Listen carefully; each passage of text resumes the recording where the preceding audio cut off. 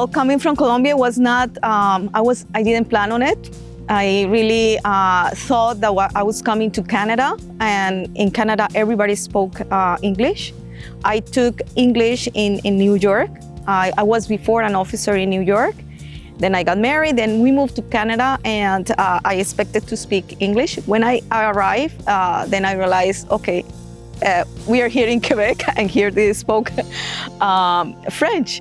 So I started having my classes in French, and then after a while, I entered university. I actually was an occupational therapist, and I was doing my master degree in occupational therapy, but then God called me to serve here in Quebec, and then here I am.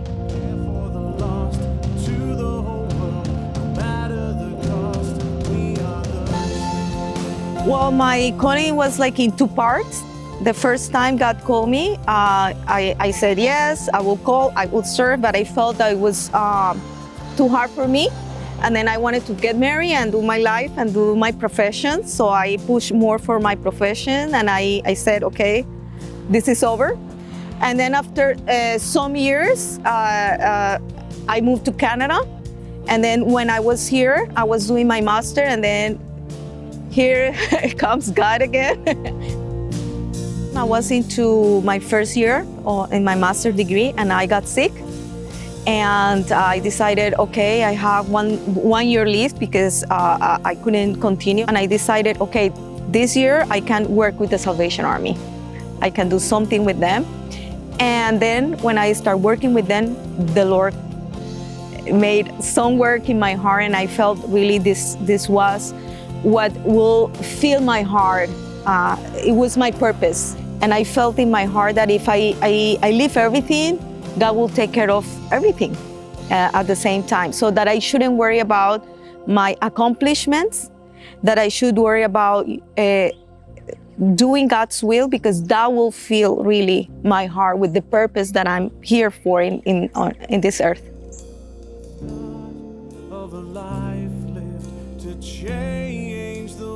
I will tell someone who is thinking about becoming an officer, or that idea has been brought to you, that listen to that still voice, because sometimes we are so occupied with our lives that we ignore it.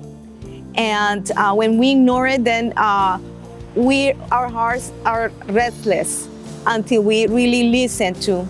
So I encourage people to really listen to that still voice, and to come to God and to ask Him to show Him ways that you can serve.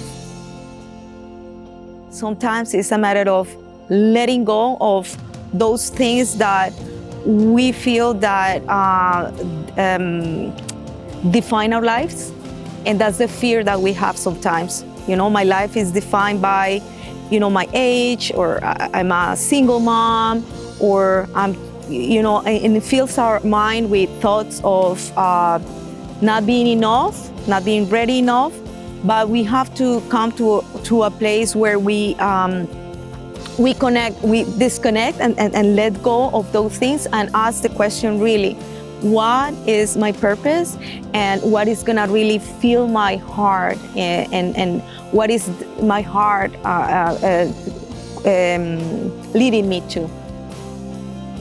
Be courageous to take that step of faith, and let God do the work in you, and trust in the plans that God has already planned for you to do.